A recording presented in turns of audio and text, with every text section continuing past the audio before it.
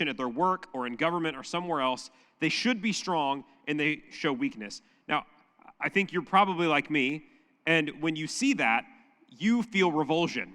You feel disappointed. You feel like this just isn't right. This person should be strong and they show weakness. I want to tell you about an example from history where this happened.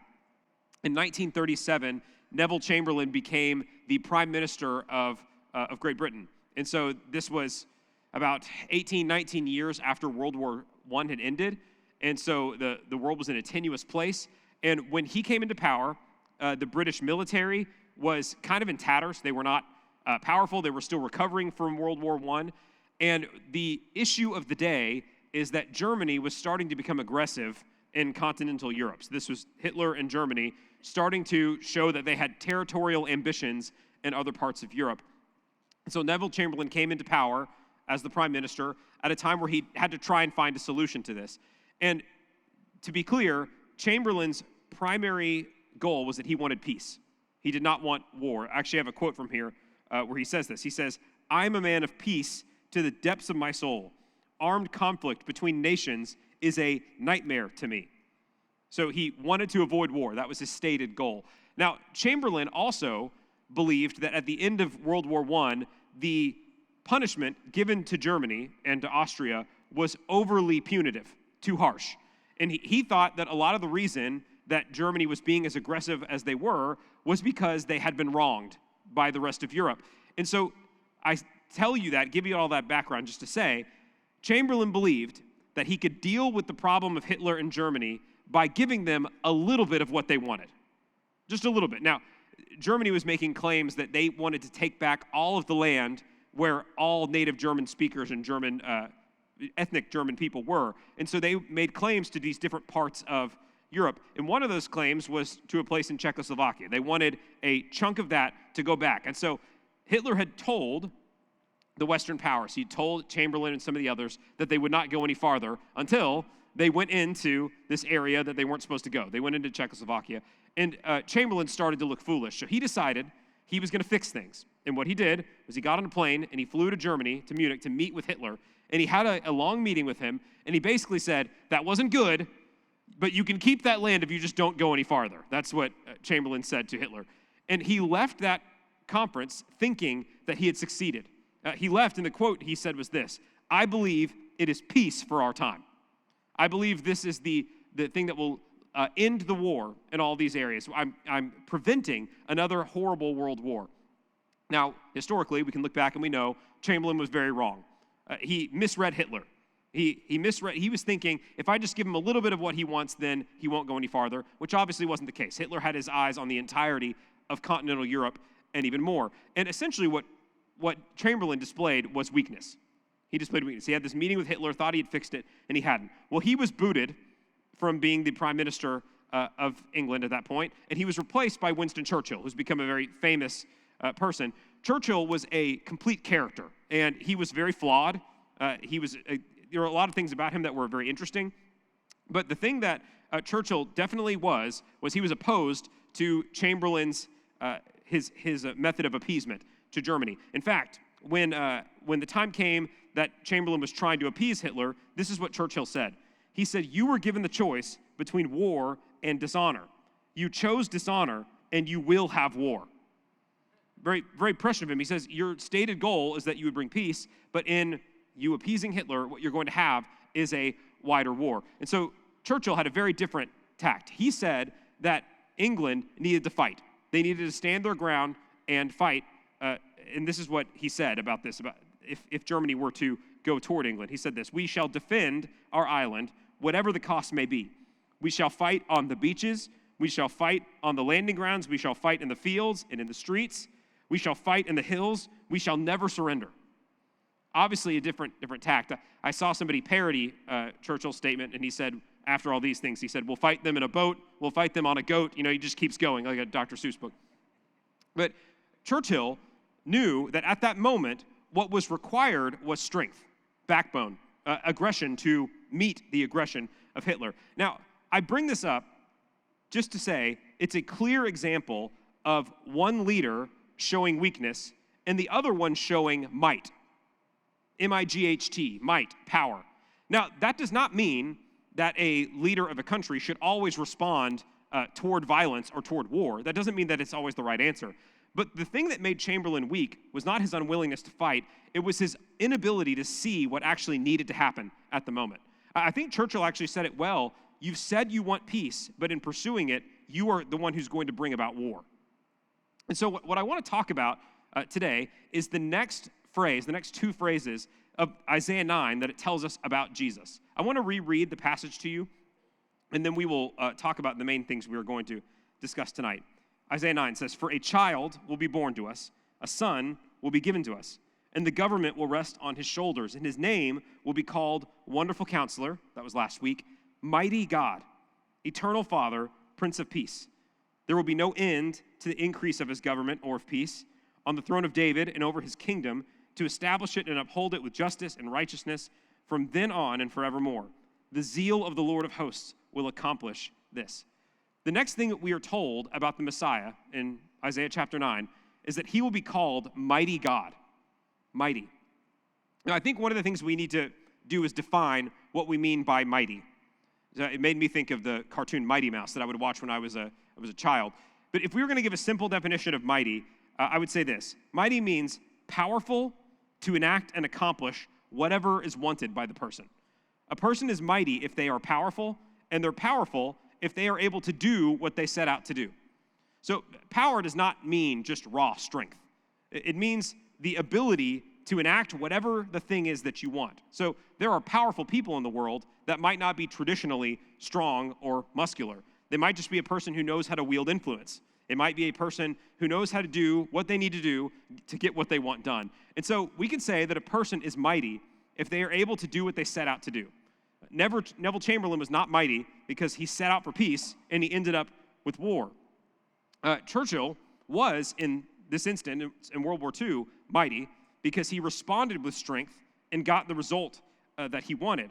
So what it tells us is that this child who'd be born would be called Mighty God. Now, there's a couple things that are worth discussing about this. Isaiah was writing in the Old Testament, and at that time, he's writing to people in Judah, that's the southern part of Israel, who are awaiting God to send someone in their future to rescue them, to end the wars that are going on around them. And he's telling them, you need a mighty leader, mighty God. Now, at this time, though, the people of Israel, they were not expecting that God would actually come to them as a human. That would not have been in their brain space. They would not have thought about this. If you remember, if you go back to the Ten Commandments, God said, don't have any graven images. I am beyond these things. I'm transcendent. And so they wouldn't have understood that. And so many people who have tried to interpret this passage, especially Jewish readers, have read this to say that that name means God is mighty. Not to say that the person is mighty God. And we know about this. We do this with names some ourselves. So I want to tell you about my second son. His name's Theodore. I have a couple pictures of him here. And so Theodore is going to turn 3 in a couple weeks. He's adorable, as you can tell from looking at him. But we chose his name because what his name means is gift of God. Theos means God. Door, not pronounced door, but that part of the name means gift. So he's a gift of God. So many of the people reading this, the Jews who were waiting for God to do something, they were thinking this person's name, who's going to come in the future, is going to be God is mighty, and with might and strength, he is going to save us from our captivity. He's going to save us from the Babylonians, the Assyrians, the Romans, the Greeks, all these great cultures. We need someone who is mighty from God to send to us. But the thing that the initial readers of this did not know, that we now do know, is that this name does not simply mean God is mighty. The name means the person who came to us, Jesus, is the mighty God. The God of Israel came in flesh to us as a baby. That is who Jesus is. So Theodore is a gift of God. Jesus is the one who says God is mighty, but he himself is mighty God. So I want to take a teaching moment here. This is important for us to talk about. And we're about to delve into some of the mysteries of theology that will make your brain hurt if you think about it too much. But from the beginning of Christianity, Christians have affirmed that Jesus was human and was divine, man and God. And so the question that the early Christians were having to puzzle out was, how did these two natures of Jesus, the divine and the human, interact with each other? How is it that we can understand these things? And in the early church, they had to sift through and weed out bad teaching about this from the good teaching. So let's talk about some of the bad teaching of this. Some people in the early church said Jesus was fully divine, he was God, but he could not really have been human. He was pretending to be human. He put on the appearance, the likeness of a human, but God can't really suffer. It would be undignified for God to suffer in that way. So really, he was pretending to be a human, and then at the end, he ascended, but he never was fully human. That is a heresy. Early Christians figured out that is not true. Jesus was fully divine, but he also was fully human. Because he was fully human, he completely understands us. He could suffer like us. He understands parts of our weakness because he was fully human. The other end of the spectrum was to say that Jesus was a human that God favored. He was a great teacher. God blessed him, let him do miracles, but he himself wasn't God because God can't become a man. Again, early Christians completely ferreted this out. Jesus was completely divine and completely human. And so if you're asking the question, I had a professor in seminary do this one time. He drew a picture of a person, and he said, if you were drawing the line of where Jesus' divine nature and his human nature was, what percentage goes where? Was he 50% human and 50% divine? That makes sense. Or was he 70% divine and 30% human? How do you figure it out? And the answer is pretty simple, but complicated. Jesus was 100% God and 100% man. Now, this is part of the mystery of Jesus' divine and human natures. They were coexisting in Jesus. He is 100% human, 100% divine, and that's who Jesus is. He was 100% human, so he could take the sins of the world on himself and completely understand us. And there's nothing that you've experienced in your life that Jesus can't relate to because he was completely human, but he also was 100% God.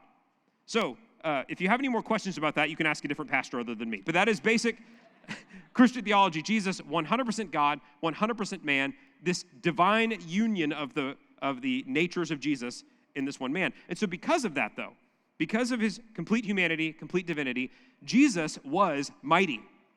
He had the ability, remember the definition I gave earlier, mighty means powerful to enact and get the result that you want.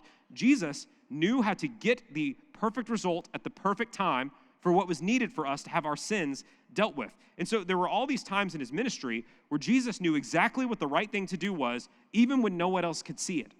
And it's because he was the mighty God. In John chapter 4, at one point he's speaking to his disciples, and he says to them, I have food to eat that you do not know about. And they're like, what are you talking about? And at every point, Jesus always was talking at a different level than what his disciples understood because he knew things they didn't. He was the mighty God. At one point, Jesus is talking to Satan, and he says, man does not live on bread alone. He says he lives by every word that proceeds from the mouth of the Father. Jesus knew things that no one else knew because he was the mighty God. Also in John chapter 4, Jesus meets the Samaritan woman at the well. She is drawing water from the well, and he comes to her and asks for a drink. And at one point, he says this to her. He says, everyone who drinks of this water will thirst again. But whoever drinks the water that I will give to him shall never thirst. Again, Jesus is talking about things that the woman at the well doesn't understand, but it's because he is the mighty God who knows things that no one else knows. He, at the fullness of time, at the right moment, did the things he needed to do. Finally, in John chapter 14, Jesus was speaking to his disciples. He knew he was going to die soon. And he says to them, my Father is preparing this place. It has many rooms, and it's a place for you, and you know the way there. And Thomas perfectly says, we have no idea what you're talking about, Jesus. We don't know even where you're going. How could we possibly know the way? And Jesus says, I am the way and the truth and the life. No one comes to the Father but through me. The reason that Jesus can say this is because he was the mighty God. He is the mighty God. He is not just one who shows us that God is mighty. He is God in flesh and has come to us. He is the mighty God. The next thing Isaiah tells us is that this child is going to be called Eternal Father. Eternal Father. Now, to make things extra confusing, we've already talked about the fact that Jesus is 100% God, 100% man. How are we to make heads or tails of the fact that it says that his name here is going to be Eternal Father? Well, because, again, we're talking about God's nature here. We believe that God is three persons in the Trinity, the Father, the Son, and the Holy Spirit. And again, we'll make our brains hurt in just a second. We'll talk about some of what that means. But one thing I want to make very clear here, Jesus himself is not the Father. He is not God the Father. He is God the Son. And this is important to point out here, that God's nature is three persons, one God. Three persons. So the Father and the Son and the Holy Spirit, they are distinct persons from each other, but they are one God. The way that the early Christians talked about it is they said that the substance of God that was of the same stuff, meaning homoousios was the word they would use, that God, the Father, the Son, and the Holy Spirit, they're made of the same stuff. They're the same godness, but they are distinct persons from each other. So this thing that Isaiah is saying is not saying that Jesus himself is the Father, but what it's saying about him is that he is the Father of eternity, the Lord of history, the Lord of all eternity. Meaning, so Jesus eventually was born into the world, but what we're told here is that Jesus was eternal. So in the same way that you would say, if there were a person that founded a company and the company grows over time, you'd say this person's the father of this company. He's or the mother of this company. The idea here is that Jesus is the Lord, the one in charge. He holds history together. And the New Testament actually says this specifically for us. In John chapter 1, John's tried to explain to us who Jesus is, where he came from. And he says this, "In the beginning was the Word," capital W, "and the Word was with God, and the Word was God. He was in the beginning with God. All things came into being through him, and apart from him, nothing came into being that has come into being." So he says this word, the Greek word here is logos, the logos, was with God in the beginning. It's the reason behind the universe that exists. And a few verses later, it says, "And the word, the logos, became flesh and dwelt among us." John's telling us that Jesus is eternal. He was with God in the beginning. The Son was always there. Later, Paul tells us in Colossians chapter 1, again, he's poetically speaking about these things beyond our imagination, but he says about Jesus, "He is the image of the invisible God, the firstborn of all creation. For by him all things were created, both in the heavens and on earth, visible and invisible, whether thrones or dominions or rulers or authorities, all things have been created through him and for him. He is before all things, and in him all things hold together." The mystery that we celebrate at Christmas is that the mighty God of the universe, the Lord of eternity, the Lord of history, came to us not as a great warlord or a powerful political leader. He came to us as a humble little baby in a stable. The reason behind the universe was present there in this little stable with Mary and Joseph and the animals. What we read here is that everything that exists was made through him. Everything that exists was made for him, and everything that exists is held together by him. And the takeaway for us tonight is pretty simple. The only way that you and I can experience a life of purpose and might and effectiveness is to be found in him. The one in whom all things hold together and the one through whom all things came into existence. Your life needs to be found in him as well. The mighty God is not a God who represses us or pushes us down or dictates things to us. He comes to us humbly as a baby, as a child. Everything that Israel ever hoped for was that God, in his might, would come rescue them. But when he did, he came in a way that was completely different than they ever expected. And the thing that I think all of us need to understand is that there is a mighty God who exists. He sits on the throne of the universe, and he actually has plans for your life and for my life. But in order for us to understand it, we have to surrender to him. We have to surrender to the mighty God, the Lord of the universe, who came and humbled himself on your behalf. In Philippians, Paul basically says that exact thing. He says, Jesus didn't count his equality with God, his mighty godness, as a thing to be exploited, but he humbled himself and came as the form of a servant for you and for me. If there's anything in your life right now that you feel like is astray, if things feel like they are wrong and that they're lost, the only thing that's required of you is to come and bow the knee to the mighty God of the universe who humbled himself for you. The question is, are you ready to do that?